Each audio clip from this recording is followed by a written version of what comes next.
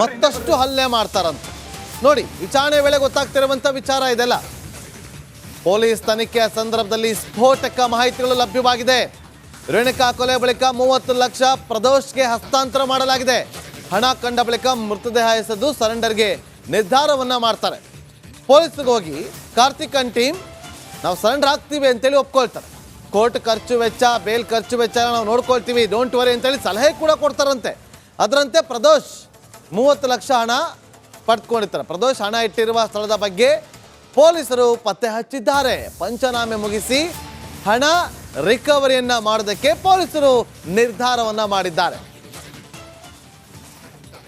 ಮತ್ತಷ್ಟು ಮಾಹಿತಿಯನ್ನು ಕೊಡೋದಕ್ಕೆ ನಮ್ಮ ಸುನಿಲ್ ಧರ್ಮಸ್ಥಳ ಪ್ರತಿನಿಧಿ ಫೋನ್ ಸಂಪರ್ಕದಲ್ಲಿದ್ದಾರೆ. ಸುನಿಲ್, ತನಿಖೆ ಸಂದರ್ಭದಲ್ಲಿ ಒಂದೊಂದೇ ಸ್ಫೋಟಕ ಮಾಹಿತಿಗಳು ಈಗ ಹೊರಬೀಳ್ತಾ ಇದೆ. ಒಂದು ಕಡೆ ದರ್ಶನ್ ಅಲ್ಲೇ ಇದ್ರು, ದರ್ಶನ್ ಅವ್ರನ್ನ ಇಂಪ್ರೆಸ್ ಮಾಡೋದಕ್ಕೆ ಮತ್ತಷ್ಟು ಹಲ್ಲೆ ಮಾಡಿದ್ರು ಅನ್ನೋದು ಒಂದು ವಿಚಾರ, ಹಣವನ್ನ ಪಡೆದುಕೊಂಡಂತ ಒಂದು ವಿಚಾರ. ಈಗ ಈ ವಿಚಾರದಲ್ಲಿ ತನಿಖೆ ಹೇಗೆ ನಡೆಯುತ್ತೆ? ಎಸ್ ನಾಗೇಂದ್ರ, ಈಗ ಸದ್ಯಕ್ಕೆ ಪೊಲೀಸ್ ಮೂಲಗಳಿಂದ ಸಿಕ್ಕಿರುವಂತಹ ಒಂದು ಮಾಹಿತಿ ಪ್ರಕಾರ ಇಡೀ ಪ್ರಕರಣದಲ್ಲಿ ನಟ ದರ್ಶನ್ ಅವರು ಉಳಿದ ಆರೋಪಿಗಳಿಗೆ ಈ ಒಂದು ಕೇಸ್ನ ಮುಚ್ಚಿ ಹಾಕೋದಕ್ಕೋಸ್ಕರ 30 ಲಕ್ಷ ಹಣವನ್ನು ಕೊಟ್ಟಿರುವಂತದ್ದು ತುಂಬಾನೇ ಒಂದು ಪ್ರಮುಖವಾದಂತ ಎವಿಡೆನ್ಸ್ ಆಗುತ್ತೆ. ಈ ಒಂದು ಹಣ ಎಲ್ಲಿದೆ ಅನ್ನುವಂಥದ್ದನ್ನು ಪತ್ತೆ ಹಚ್ಚಿರುವಂತಹ ಪೊಲೀಸರು ಅದನ್ನ ಸೀಸ್ ಮಾಡೋದಕ್ಕೆ ಬೇಕಾದಂತ ಪ್ರಕ್ರಿಯೆಗಳನ್ನು ಈಗಾಗಲೇ ಆರಂಭ ಮಾಡಿದ್ದಾರೆ.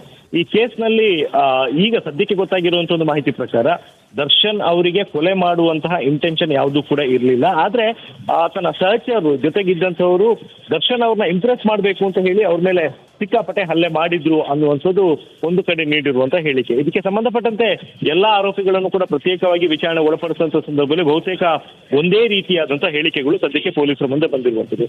ಆದ್ರೆ ಈಗ ಪೊಲೀಸರಿಗೆ ಸಿಕ್ಕಿರುವಂತಹ ಒಂದು ದೊಡ್ಡ ಎವಿಡೆನ್ಸ್ ಏನಂತ ಹೇಳಿದ್ರೆ ಯಾವ್ದು ನಡಿ ಈಗ ಶುರು ಮಾಡೋಣ.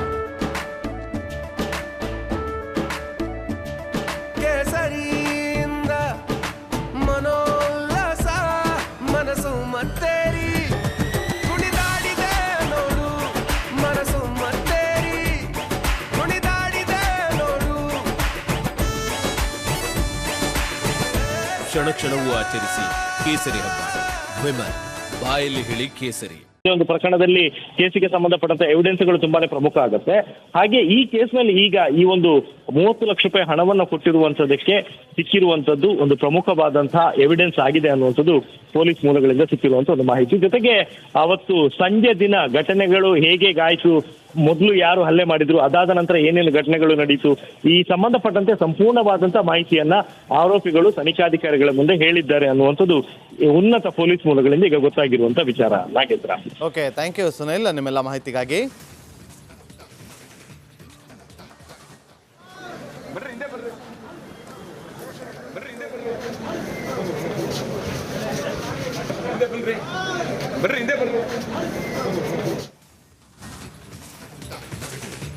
ಒಂದು ಕಡೆ ಪೊಲೀಸರು ತನಿಖೆಯನ್ನ ಚುರುಕುಗೊಳಿಸಿದ್ದಾರೆ. ರೇಣುಕಾ ಸ್ವಾಮಿಯನ್ನ ಯಾವಾಗ ಕರ್ಕೊಂಬಂದ್ರು, ಎಲ್ಲಿಂದ ಕರ್ಕೊಂಬಂದ್ರು, ಹೇಗೆ ಕರ್ಕೊಂಬಂದ್ರು ಅನ್ನೋದ್ರ ಬಗ್ಗೆ ಕೂಡ ತನಿಖೆ ನಡೀತಾ ಇದೆ. 8ನೇ ತಾರೀಕು ಚಿತ್ರದುರ್ಗದಿಂದ ರೇಣುಕಾ ಸ್ವಾಮಿಯನ್ನ ಕಿಡ್ನಾಪ್ ಮಾಡಲಾಗುತ್ತೆ. ರಾಘವೇಂದ್ರ ಹಾಗೂ ಸಹಚರರಿಂದ ಕಿಡ್ನಾಪ್ ಮಾಡಲಾಗಿತ್ತು ಅನ್ನುವ ಮಾಹಿತಿ. ಆರ್ ನಗರ ಪಟ್ಟಣಗೆರೆ ಶೆಡ್ ಬಳಿ ಕರೆದುಕೊಂಡು ಹೋಗಿದ್ದಂಥ ರಾಘವೇಂದ್ರ ರೇಣುಕಾ ಸ್ವಾಮಿ ಬರ್ತಿದ್ದ ಹಾಗೆ ಸಹಚರರು ಹಿಗ್ಗಾಮುಗ್ಗ ಥಳಿಸಿದ್ದಾರೆ. ಸಂಜೆ 5 ಗಂಟೆಯ ವೇಳೆಗೆ ಶೆಡ್ಗೆ ಎಂಟ್ರಿ ಕೊಟ್ಟಿದ್ದಂಥ ಸಂಜೆ 5 ಗಂಟೆಯ ಸಮಯಕ್ಕೆ ದರ್ಶನ್ ಹಾಗೆ ಪವಿತ್ರಗೌಡ ಇಬ್ಬರು ಕೂಡ ಎಂಟ್ರಿ ಕೊಟ್ಟಿದ್ರಂತೆ. ದರ್ಶನ್ ಸಮ್ಮುಖದಲ್ಲೇ ಗೋಡೆ ನೆಲಕ್ಕೆ ಜಜ್ಜಿರುವಂಥ ಆರೋಪಿಗಳು. ನೋಡಿ ಇವರ ಕೃತ್ಯ. ದರ್ಶನ್ನು ಅಲ್ಲೇ ಇದ್ರು, ಪವಿತ್ರಗೌಡ ಕೂಡ ಅಲ್ಲೇ ಇದ್ರು. ರಾಘವೇಂದ್ರ ಗೌಡ ಮತ್ತು ಆತನ ಸಹಚರರು ಕಿಡ್ನಾಪ್ ಮಾಡ್ಕೊಂಡು ಕರ್ಕೊಂಡ್ಬರ್ತಾರೆ. ಕರ್ಕೊಂಬಂದು ಅಲ್ಲಿ ಮನಸ್ಸೋ ಇಚ್ಛೆ ಹಲ್ಲೆ ಮಾಡಿರ್ತಾರೆ. ಹಲ್ಲೆ ಮಾಡಿದ ಬಳಿಕ ದರ್ಶನ್ ಮತ್ತೆ ಪವಿತ್ರಗೌಡ ಎಂಟ್ರಿ ಆಗುತ್ತೆ. ಎಂಟ್ರಿ ಆದಾಗ ಮತ್ತಷ್ಟು ಹಲ್ಲೆ ಮಾಡ್ತಾರೆ. ಜೂನ್ 9 ಸಂಜೆ 5:30 ವೇಳೆ ಶೆಡ್ನಿಂದ ವಾಪಸ್ ಹೇಳ್ತಾರೆ. ಅದು ಜೂನ್ 8ನೇ ತಾರೀಕು ಕರ್ಕೊಂಡ್ಬರ್ತಾರೆ. ಪೊಲೀಸ್ ಸಬ್ ಇನ್ಸ್ಪೆಕ್ಟರ್ ಒಬ್ಬರಿಗೆ ಕರೆ ಮಾಡಿ ತಿಳಿಸ್ತಾರಂತೆ, ಫ್ರೆಂಡ್ ಒಬ್ಬ ಅಮೌಂಟ್ ವಿಚಾರಕ್ಕೆ ಹಲ್ಲೆ ಮಾಡಿ ಈ ಥರ ಮಾಡಿಬಿಟ್ಟಿದ್ದಾರೆ, ನೋಡಿ ಸರೆಂಡರ್ ಆಗ್ತಾರೆ ಅಂತೇಳಿ. ಬೇರೆ ಕಡೆ ಬಿಸಾಡಿ ಬಳಿಕ ಪೊಲೀಸರಿಗೆ ಸರೆಂಡರ್ ಆಗಿರ್ತಾರೆ. ಈಗ ಬ್ರೇಕಿಂಗ್ ಮಾಹಿತಿ ಲಭ್ಯವಾಗ್ತಾ ಇದೆ. ದೃಶ್ಯಾವಳಿಯಲ್ಲಿ ಗಮನಿಸ್ತಾ ಇದೀವಿ. ಒಂದು ಕಡೆ ಸ್ಥಳ ಮಹಾಜರನ್ನ ಮಾಡಲಾಗ್ತಾ ಇದೆ. ಮತ್ತೊಂದು ಕಡೆ ತನಿಖೆ ಚುರುಕುಗೊಂಡಿದೆ. ತನಿಖೆಯ ಸಂದರ್ಭದಲ್ಲಿ ಈಗ ಗೊತ್ತಾಗಿರುವಂಥದ್ದು ಜೂನ್ 8ನೇ ತಾರೀಕು ಕಿಡ್ನಾಪ್ ಮಾಡಿ ಕರ್ಕೊಂಡು ಬರ್ತಾರೆ. ಕರ್ಕೊಂಡು ಬಂದು ಶೆಡ್ಡಲ್ಲಿ ಹಿಗ್ಗಾಮುಗ್ಗ ತಳಿಸಿರ್ತಾರೆ. 5 ಗಂಟೆ ಸುಮಾರಿಗೆ ದರ್ಶನ್ ಪವಿತ್ರ ಗೌಡ ಇಬ್ಬರು ಬರ್ತಾರೆ. ಇಂಪ್ರೆಸ್ ಮಾಡೋದಕ್ಕೆ ಅವ್ರ ಮುಂದೆ ಹಿಗ್ಗಾಮುಗ್ಗ ಮತ್ತಷ್ಟು ತಳಿಸ್ತಾರೆ. ಗೋಡೆಗೆ ನೆಲಕ್ಕೆ ಹಾಕಿ ಜಜ್ತಾರೆ. ಮನುಷ್ಯತ್ವವೇ ಇಲ್ಲ ಇವ್ರಿಗೆ ಯಾರಿಗೂ. ದರ್ಶನ್ ತನಿಖೆ ಸಂದರ್ಭದಲ್ಲಿ ಹೇಳಿದ್ರಲ್ಲ, ಮಾಹಿತಿ ಕೊಡ್ತಾರೆ ನಮ್ಮ ಪ್ರತಿನಿಧಿ ನಾಗರಾಜ್. ಈಗ ಲೈವ್ನಲ್ಲಿ ಜಾಯ್ನ್ ಆಗಿದ್ದಾರೆ. ನಾಗರಾಜ್, ಇವ್ರಿಗೆ ಯಾರಿಗೂ ಕೂಡ ಮನುಷ್ಯತ್ವ ಅನ್ನೋದೇ ಇಲ್ಲ ಅಂತ ಅನ್ಸುತ್ತೆ. ನಾಗರಾಜ್, ತನಿಖೆ ಹೇಗೆ ಮುಂದುವರೆದಿದೆ ನಾಗರಾಜ್? ಖಂಡಿತ ನಾಗೇಂದ್ರ, ಏನು ತನಿಖೆಯ ಒಂದೊಂದೇ ಮಜಲುಗಳು ತೆರೆದುಕೊಳ್ತಾ ಇದ್ದಾಗೆ ಇವರು ನಿಜಕ್ಕೂ ನಟರಾಗಿರೋದಕ್ಕೆಲ್ಲ ಸಾಮಾನ್ಯ ನಾಗರಿಕರಾಗೋದಕ್ಕೂ ನಾಲಾಯಕ್ಕಿದ್ದಾರೆ ಅನ್ನೋ ಒಂದು ಅನುಮಾನ ಮೂಡ್ತಾ ಇರ್ತಕ್ಕಂಥದ್ದು. ಯಾಕಂದರೆ ಅಷ್ಟು ಕ್ರೂರವಾಗಿ ಒಂದು ರೇಣುಕಾ ಸ್ವಾಮಿ ಜೊತೆ ಈ ಒಂದು ಆರೋಪಿಗಳು ನಡೆದುಕೊಂಡಿರ್ತಾ ಇರ್ತಕ್ಕಂಥದ್ದು. ಏನು ಶನಿವಾರ 8ನೇ ತಾರೀಕು ಬೆಳಗ್ಗೆ ಚಿತ್ರದುರ್ಗದಿಂದ ರೇಣುಕಾ ಸ್ವಾಮಿಯನ್ನು ಕಿಡ್ನಾಪ್ ಮಾಡಿಕೊಂಡು ಇಲ್ಲಿ ನೇರವಾಗಿ ಪಟ್ಟಣಗೆರೆಯ ಶೆಡ್ಗೆ ಬರ್ತಾರೆ.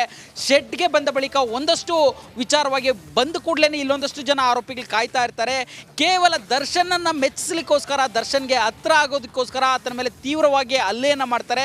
ಹಲ್ಲೆಯನ್ನು ಮಾಡಿದಾದ ಬಳಿಕ ಮಧ್ಯಾಹ್ನದ ವೇಳೆಗೆ ನಟ ದರ್ಶನ್ ಮತ್ತು ಪವಿತ್ರ ಗೌಡ ಇಬ್ಬರು ಇಲ್ಲಿಗೆ ಬರ್ತಾರೆ.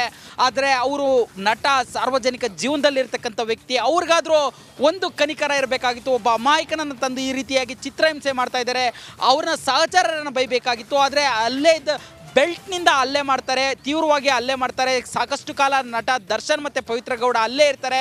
ಸಂಜೆ ವೇಳೆಗೆ ಮತ್ತೆ ಅಲ್ಲಿಂದ ವಾಪಸ್ ಹೋಗ್ತಾರೆ. ಆದರೆ 6:30 ವೇಳೆಗೆ ಈತ ಏನು ರೇಣುಕಾ ಸ್ವಾಮಿ ತೀವ್ರ ಹಲ್ಲೆಗೆ ಒಳಗಾಗಿರ್ತಾನೆ, ಆತ ಮೃತಪಡ್ತಾನೆ ಅನ್ನೋ ಒಂದು ಮಾಹಿತಿ ಪೊಲೀಸ್ ತನಿಖೆಯಲ್ಲಿ ಗೊತ್ತಾಗಿರ್ತಕ್ಕಂಥದ್ದು. ಜೊತೆಗೆ ನಂತರ ಏನು ಮಾಹಿತಿಯನ್ನು ಈ ರೀತಿಯಾಗಿ ಸತ್ತೋಗಿದ್ದಾನೆ ಅನ್ನೋ ಮಾಹಿತಿಯನ್ನು ದರ್ಶನ್ಗೆ ಹೇಳಿದ ಬಳಿಕ ಈ ಒಂದು 30 ಲಕ್ಷಕ್ಕೆ ಕೊಟ್ಬಿಡ್ತೀನಿ ಹಣ, ಜೊತೆಗೆ ಒಬ್ಬ ಸಬ್ ಇನ್ಸ್ಪೆಕ್ಟರ್ಗೆ ಫೋನ್ ಮಾಡ್ತಾರೆ. ಸಬ್ ಇನ್ಸ್ಪೆಕ್ಟರ್ ಒಂದು ಇದು ಕೊಡ್ತಾರೆ, ಬಾಡಿಯನ್ನು ಬೇರೆ ಕಡೆ ತೆಗೆದುಕೊಂಡು ಹೋಗಿ ನೀವು ಸರೆಂಡರ್ ಆಗಿ ಪೊಲೀಸ್ ಠಾಣೆಗೆ ಅನ್ನೋ ಒಂದು ಸಲಹೆಯನ್ನು ಕೊಡ್ತಾರೆ. ಅದರಂತೆಯೇ ತೆಗೆದುಕೊಂಡೋಗಿ ಒಂದು ಬಾಡಿಯನ್ನು ಬಿಸಾಕಿ ಪೊಲೀಸರಿಗೆ ಸರೆಂಡರ್ ಆಗೋದಕ್ಕೆ 3 ಕಾಮಾಕ್ಷಿ ಪಾಳ್ಯ ಪೊಲೀಸ್ ಠಾಣೆಗೆ ಹೋಗುವಂಥದ್ದು. ಆದರೆ ನಂತರ ಪೊಲೀಸರ ಏನು ಒಂದು ಕ್ಷಿಪ್ರ ತನಿಖೆ ಇರುತ್ತೆ, ಅದರಲ್ಲಿ ಇವರ ಒಂದು ಕರಾಳ ಮುಖಗಳು ರಿವೀಲ್ ಆಗಿರ್ತಕ್ಕಂಥದ್ದು. ಒಂದು ವೇಳೆ ಏನಾದರೂ ಒಂದು ಬಾಡಿ ಐಡೆಂಟಿಫೈ ಆಗದೆ, ವಿಚಾರ ಪೊಲೀಸ್ ಗಮನಕ್ಕೆ ಹೋಗದೆ, ಒಂದು ಬಾಡಿ ಐಡೆಂಟಿಫೈ ಆಗದೇ ಉಳಿದಿದ್ದರೆ ನಿಜಕ್ಕೂ ಇವರೆಲ್ಲ ಸೇಫ್ ಆಗೋ ಸಾಧ್ಯತೆ ಇತ್ತು. ಆದರೆ ಪೊಲೀಸರ ಒಂದು ಕ್ಷಿಪ್ರ ಕಾರ್ಯಾಚರಣೆ ಜೊತೆಗೆ ಪೊಲೀಸರು ಏನು ಒಂದು ಪಾರದರ್ಶಕವಾಗಿ ಒಂದು ತನಿಖೆಯನ್ನು ತೆಗೆದುಕೊಂಡು ಹೋಗ್ತಾ ಇದ್ರು. ಹೀಗಾಗಿ 13 ಜನರು ಸಹ ಬಲೆಗೆ ಬಿದ್ದಿರ್ತಕ್ಕಂಥದ್ದು. ಸದ್ಯಕ್ಕೆ ಇನ್ನೇನು ಕೆಲವೊತ್ತಿನಲ್ಲೇ ಮಜರು ಪ್ರಕ್ರಿಯೆ ಸ್ಥಳದಿಂದ ಇಲ್ಲಿಂದ ಪಟ್ಟಣಗೆರೆ ಶೆಡ್ನಿಂದ ಆರೋಪಿಗಳನ್ನು ಅನ್ನಪೂರ್ಣೇಶ್ವರಿ ನಗರ ಪೊಲೀಸ್ ಠಾಣೆಗೆ ಕರೆದುಕೊಂಡು ಹೋಗುವ ಸಾಧ್ಯತೆ ಇರ್ತಕ್ಕಂಥದ್ದು. ನಾಗೇಂದ್ರ.